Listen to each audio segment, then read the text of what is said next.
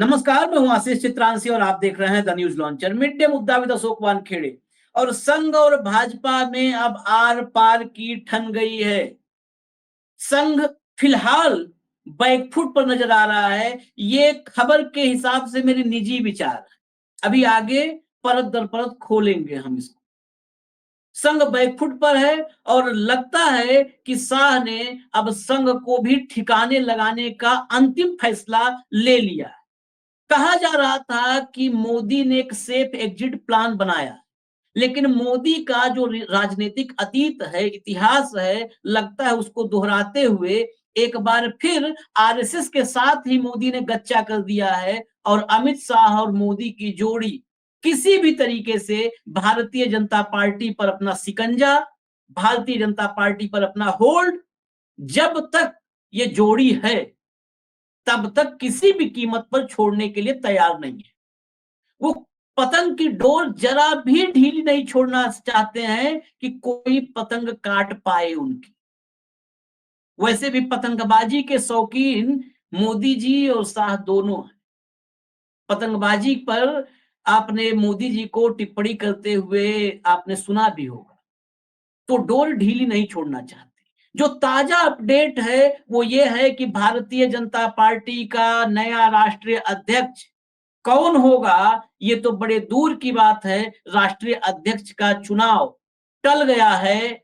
JP Nadda को 40 दिन, कम से कम 40 दिन के एक्सटेंशन की खबर आ रही है। जेपी नड्डा ही कायम रहेंगे क्योंकि शाह ने तय कर लिया है कि भाजपा का अध्यक्ष जेपी नड्डा जैसा ही कोई होगा, जो कि संघ कतई नहीं चाहता है। संघ के भीतर की तमाम खबरें भाऊ के पास रहती हैं कि संघ चाहता क्या है, लेकिन चाहत ऐसी है जो मिलने को तैयार नहीं है।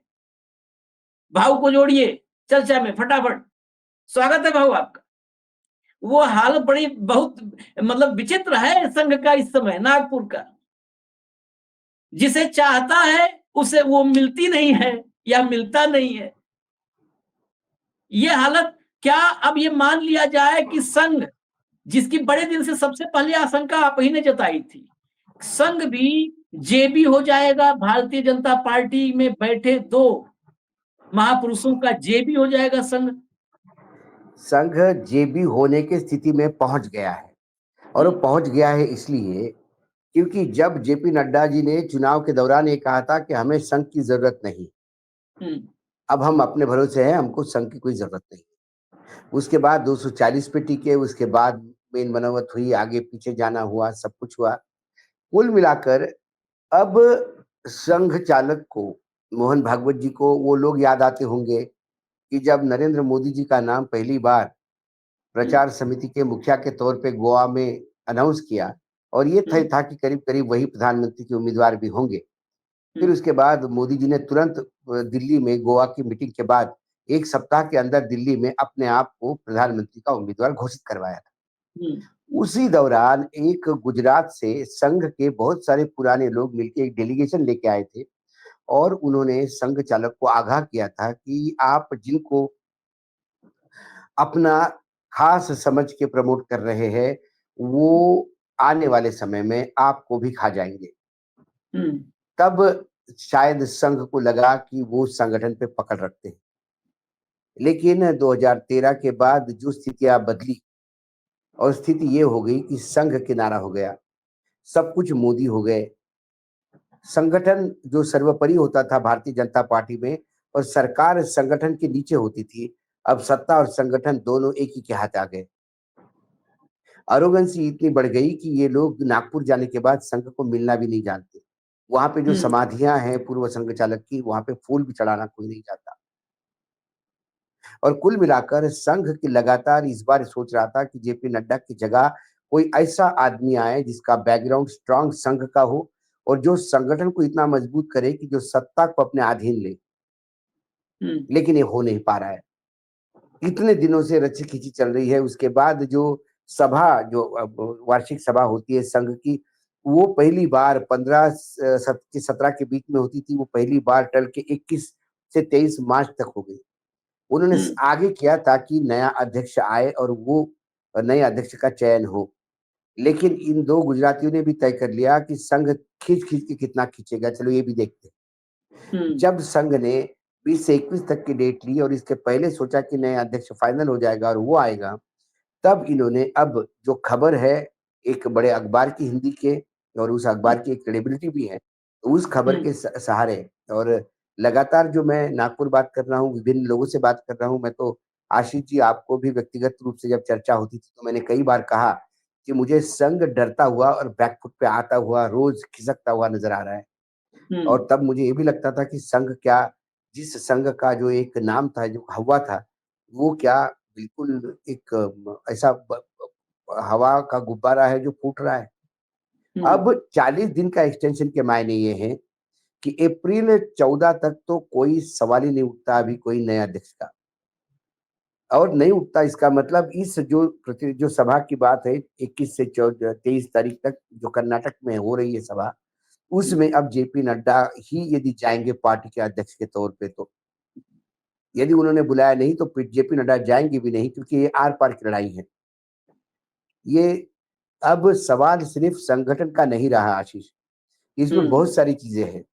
यदि संघ का सुनने वाला अध्यक्ष वहां बैठता है तो पार्लियामेंट्री बोर्ड भी बदलेगा, कई मुख्यमंत्री भी बदले जाएंगे और फिर सरकार, ये बाकी बीजेपी राज्य कैसे चलेंगे ये वो संगठन तय करेगा, ना कि अमित शाह। आज अमित शाह गृह मंत्री है और पूर्व अध्यक्ष है। इससे ज्यादा अमित शाह के पास कुछ नहीं, लेकिन आपने देखा होगा कि हर राज्य का मुख्यमंत्री से लेके हर चीज, टिकट से लेके सब कुछ एक ही आदमी के हाथ में बागडोर है अभी पार्टी की, वो है अमित शाह। नरेंद्र मोदी भी अमित शाह जी के ही अंडर काम कर रहे हैं या उनके अधीन हो गए हैं। भले ही उनकी जैसा राष्ट्रपति देश का सर्वोच्च जगह होती है, लेकिन अधीन तो प्रधानमंत्री के ही होता है टेक्निकली। वैसी टेक्निकली बात हो रही है। तो अब हु आफ्टर मोदी की शुरुआत है। मोदी के बाद कौन? मोदी के बाद क्या संघ अमित शाह को प्रपोज करेगा? कतई नहीं करेगा। और अमित शाह वही सिक्योरिटी चाहते हैं और उसके लिए उनका अध्यक्ष होना बहुत जरूरी है। मुझे तो 75 साल के लिमिट के बाद मोदी जी स्वयं रिटायर्ड होने की भी चर्चा कई बार सुनने में आती है। तो कुल मिलाकर ये सत्ता संघर्ष है जिसमें मुझे संघ पिछड़ते हुए दिखाई देता है। 40 दिन का जेपी नड्डा का एक्सटेंशन देना ये संघ के मुंह पे लपड़ है कि आपने ये आपकी सभा की डेट 15-17 से जो ट्रेडिशनल डेट्स होती थी उससे आपने आगे की, लेकिन अब हम नहीं करेंगे, जाइए जेपी नड्डा ही आएंगे मीटिंग में यदि आपको बुलाना है और वही होगा जो हम कहेंगे।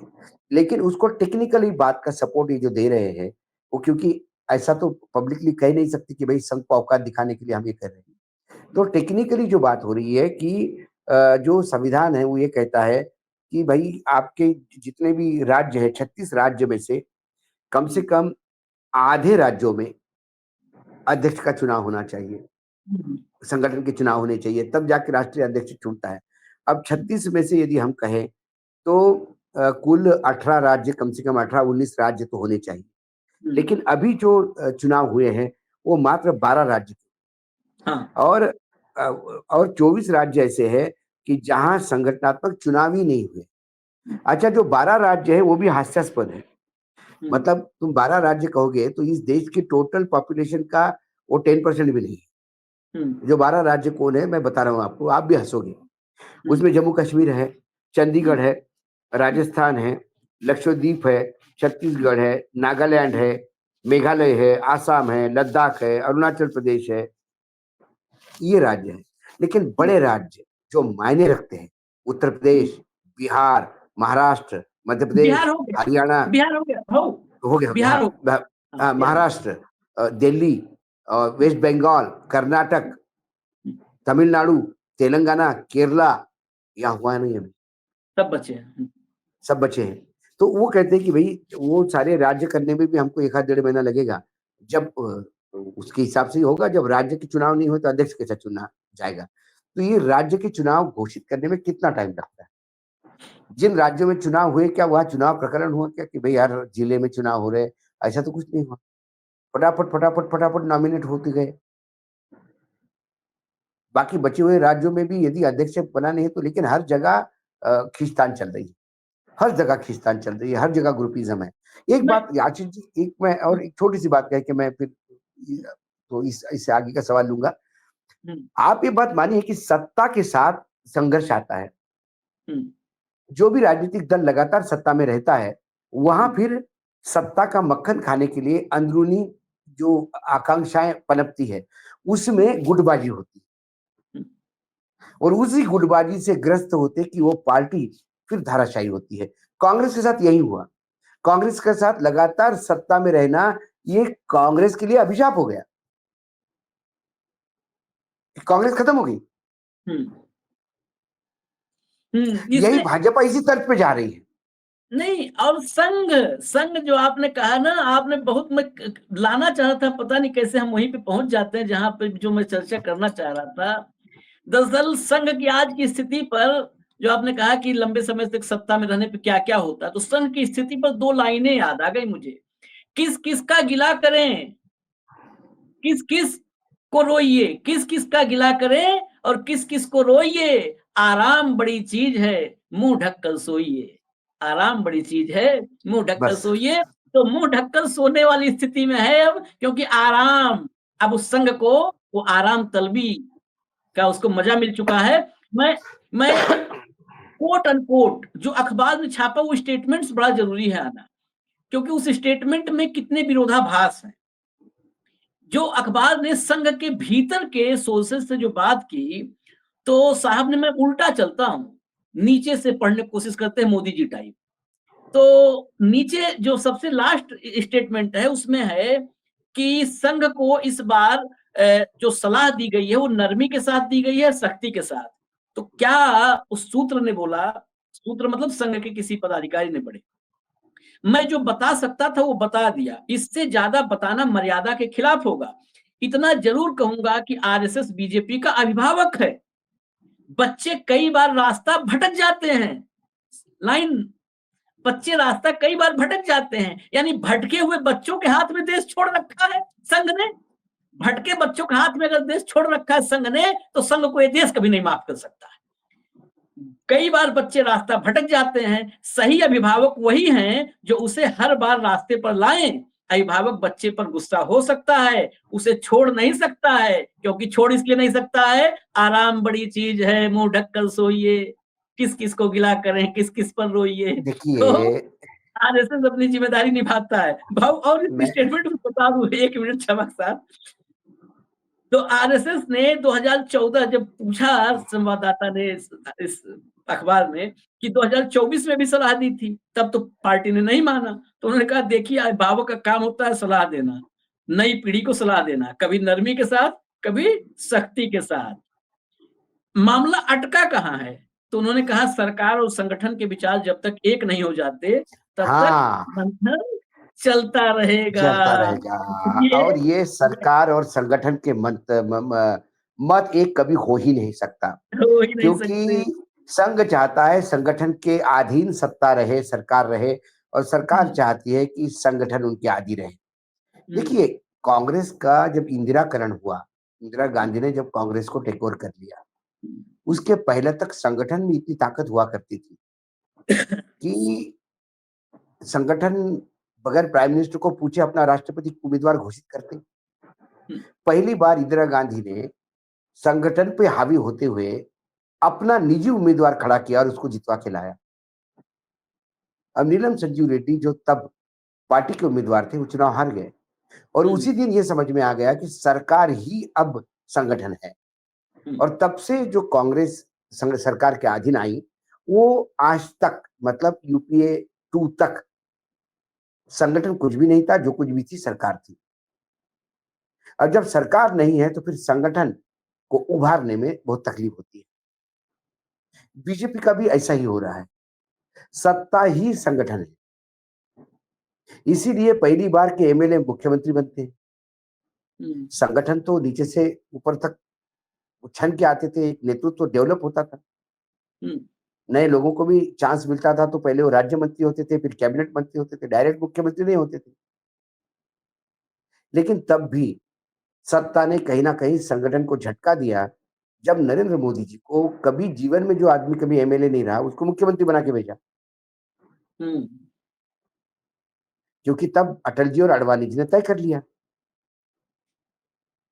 संगठन देखता रह गया, सत्ता के अधीन संगठन हो गया।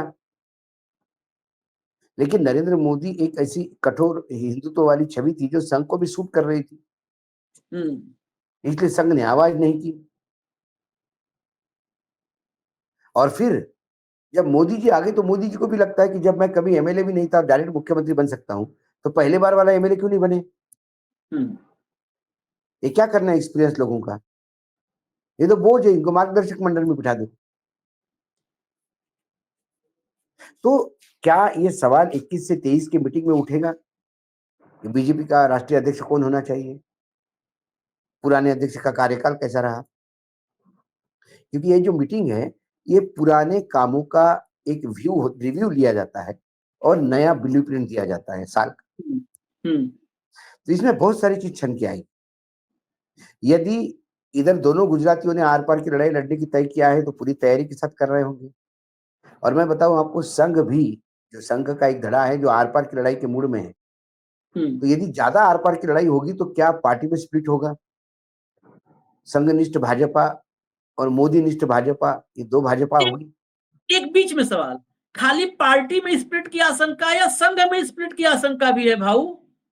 संघ में भी स्प्लिट की आशंका है।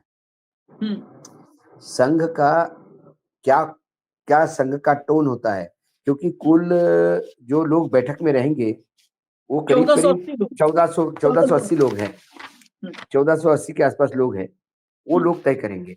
और ये कहीं ना कहीं विरोध के सुर उनको पहले सुनाई दिए। इसके बाद जो केरल में मीटिंग हुई थी उसमें बहुत सारा बदलाव हो गया था कार्यकारिणी में वगैरह। तो नए स्थिति में, अच्छा, ये जो 3 राज्यों के चुनाव हुए, चाहे हरियाणा के है, चाहे महाराष्ट्र के है, इन सब तमाम चुनाव जीतने की जो खासकर हरियाणा और महाराष्ट्र की और दिल्ली, इन तीनों राज्यों की क्रेडिट बीजेपी संघ को देना ही नहीं चाहती, क्योंकि बीजेपी को पता है कि वो कैसे चुनाव जीते। उन्हें पता है कि उन्होंने चुनाव आयोग का उपयोग कैसा किया, एजेंसियों का उपयोग कैसा किया, मतदाता सूचियों में क्या किया, ये संघ जानती है, बीजेपी जानती होगी, इसलिए बीजेपी क्रेडिट देने को तैयार है। और संघ कहता है कि भाई हमने दिन रात मेहनत की। जब लोकसभा चुनाव का जो हश्र हुआ, उसके बाद जब ये बातचीत हुई तो हमने कहा कि संगठन स्ट्रांग करो। उन्होंने कहा क्या करेंगे? तो उस परिप्रेक्ष्य में जब हमने काम किया तो तीनों राज्यों में हम सत्ता लाई। तो सवाल ये है कि अब जब संघ को क्रेडिट भी नहीं कोई दे रहा है चुनाव जीतने का, तो संघ फिर ये चुनावी राजनीति क्या करता है? अच्छा, संघ एकदम मुंह भी नहीं मोड़ सकता, क्योंकि संघ मुंह मोड़ लेगा तो कल कोई गुजराती संघ चालक होगा और ये जेल भी बैठेंगे। संघ चालक को जेल, देखिए कुछ भी हो सकता है राजनीति। संघ चालक को जेड कैटेगरी की सुरक्षा क्यों? किसने संघ चालक को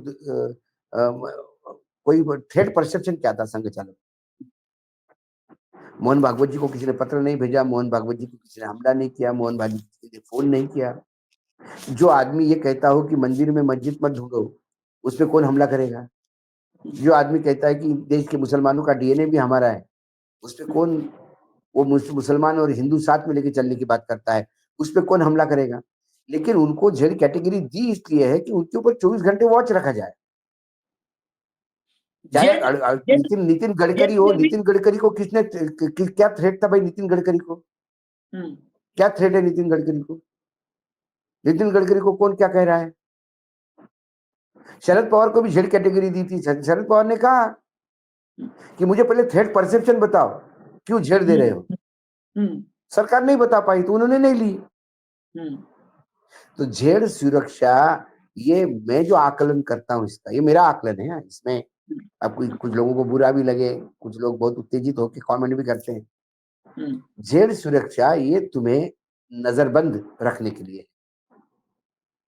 जेड में भी जब एएसएल आ जाता है, जेड एएसएल जो हो गया, तो 24/7 आप वॉच पे रहते हो। इसी वक्त में एक हाइपोथेटिकल सवाल है, मन में आया तो समाधान कर लेते हैं शंकाओं। ये मोदी और शाह को हमने ऐसा देखा कि एक शिवसेना हुआ करती थी बाला साहब की, बाला साहब की शिवसेना की कल्पना, मैं इसलिए चर्चा में इस बात को रिपीट कर रहा हूँ, रेखांकित कर रहा हूँ थोड़ा प्रेशर के साथ, कि बाला साहब की शिवसेना बाला साहब के बगैर कल्पना नहीं कर सकते, या बाला साहब ने जिसको कह दिया ये मेरा उत्तराधिकारी है उसके बगैर कल्पना नहीं कर सकते। वो बाला साहब की शिवसेना टूट गई और एक बाला साहब के साथ ही आनंद दीघे का, बाकी तो आप बहुत सारा टैक्सी टेम्पू तो सबका बहुत सारा चीजें अतीत कई बार बता चुके हैं। एक शागिर्द उसकी कमान संभालता है, ऑफिशियली उसको घोषित कर दिया जाता है कि ये असली शिवसेना है। और धीरे-धीरे, क्योंकि उसी असली शिवसेना को, जिसको बनाया असली शिवसेना मोदी साहब ने, उसको सत्ता की ताकत उसके साथ जोड़ दी। तो जो कार्यकर्ता थे, नेता थे, वो भी धीरे-धीरे, धीरे-धीरे शिफ्ट होते चले गए और मातोश्री में बैठे नजर आते हैं उद्धव ठाकरे। वही आराम बड़ी चीज है। वैसे ही शरद चंद्र पवार, उनके बगैर एनसीपी और शरद पवार अगर कह दे कि एक ही है तो कुछ अलग नहीं, वही शरीर जो है, मानव ढांचा वही एनसीपी है। यही हम तो जानते थे, जिसने वो अकेला आदमी बनाया, जिसके नाम पे, जिसके चेहरे पे, जिसके सामर्थ्य पे पार्टी थी, वो पार्टी स्प्लिट हो गई, वो नकली हो गई। जिसका मतलब इस एनसीपी था वो नकली हो गए, असली दूसरा हो गया, और कार्यकर्ता नेता पावर उसके साथ जुड़ी आ गए। यही मेरे मन में शंका पैदा एक होती है, कहीं ऐसा तो नहीं कि एक ऐसा संघ बनने वाला है कि वो असली संघ होगा, वैसे भी ये संघ रजिस्टर्ड है नहीं, तो हो सकता है उसमें आईएसओ 9001 2001 टाइप सर्टिफिकेशन भी ओके, टेस्टेड, वेरीफाइड, मुहर वुहर लगा करके उस संघ पे हो, कि एक ऐसा संघ हो जिसमें इसी संघ के बहुत सारे चेहरे हों, नंबर 3 पे, 4 पे, 2 पे, 5 पे जो दिखते हैं, वो बहुत सारे चेहरे हों। जो इस संघ के मूल में है, वो कहीं अलग बैठे हों, नागपुर के उसी वाले भवन में बैठे हों कि हम असली हैं, असली हैं। और वही संघ, क्योंकि संघ भी फिर वही बात, आराम बड़ी चीज है तो वो बार-बार जुड़ता है। फिर संघ वाले भी कहे सत्ता वाला संघ के साथ ही रहना है, तो नीचे जितने तमाम हैं, प्रचारक से लेके कार्यकर्ता, ये कहें सत्ता वाला संघ असली है, मोदी वाला संघ असली है, उसी के साथ रहने में फायदा है। कहीं ऐसा तो नहीं हो सकता? मुझे बड़ा ऐसा हाइपोथेटिकल सवाल। ऐसा नहीं, नहीं, हाइपोथेटिकल सवाल नहीं है। हम हमेशा संभावनाएं कैसी व्यक्त करते हैं, अतीत में जो होता है उसका स्टडी करके ही संभावना व्यक्त करते हैं। तुमने हाँ, दो चीजें बताई, अब आप बताओ, तृणमूल कांग्रेस ये कभी ममता के बगैर सोचा जा सकता है क्या? कल्पना ही नहीं है, कल्पना नहीं। कल्पना ही नहीं है। कल एक नया टीएमसी बनता है और ममता साइड पे पड़ी रहती है हाँ, और सत्ता के चलते सारे लोग उस टीएमसी के साथ जाते, तो हम क्या कहेंगे उसको? हाँ, ये होता दिखाई दे रहा है हमको, कई बार देखा है हमने, हाँ, है ना? अब ऐसे में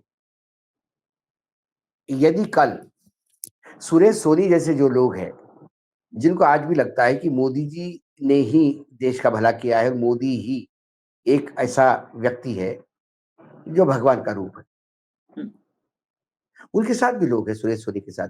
हम्म, यदि उन लोगों को इन लोगों ने तैयार किया कि भाई ओरिजिनल संघ तो आप ही हो, आप ही करिए और आप हमको एंडोर्स करिए, हम्म, वो भी हो सकता है। दूसरी तरफ भाजपा, क्योंकि फ्रीजाइल है, 240 पे है, ठीक है, यदि संघनिष्ठ सांसद 70-80 भी अलग हो जाते हैं, तो ये सरकार का पूरा ढांचा गिर जाएगा। संघ अभी सरकार 100 साल का चल रहा है, संघ का संघ अभी सरकार टूटने नहीं देना चाहती। इसी का फायदा ये दो लोग उठा रहे हैं कि जो संघ को कमजोर आंक रहे हैं। हम्म। संघ चाहते हैं कि ऐसा कोई कदम नहीं उठाए जिससे विपक्ष को मदद मिले, और इसका फायदा ये दोनों लोग पूरी तरह से संगठन पे कब्जा करने का प्रयास करते हैं, और कब्जा हो चुका है। 40 दिन का एक्सटेंशन फिर से ये हो गया। संघ को दिखाया हुआ इंडिकेशन है, आप कुछ भी करिए, हमको जो करना से करिए, आप जरा बीजेपी भूल जाइए, हमको हमारे चलने दीजिए, आप चुपचाप बैठिए वहां पे।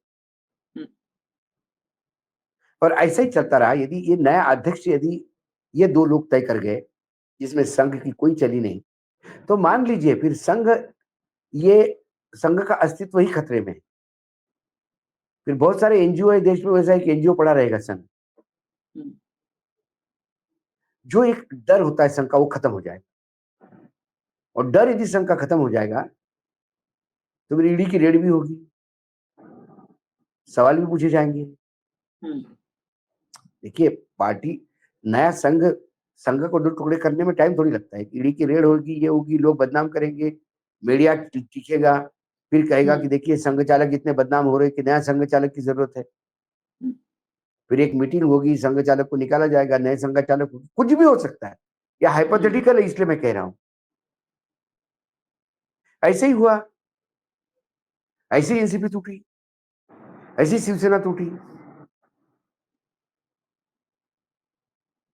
तो ये हर एक के अस्तित्व का, और आज 40 दिन का, जैसा कि दैनिक भास्कर कहता है, 40 दिन का यदि एक्सटेंशन दिया है तो ये अंतिम मैसेज दिया है संघ को,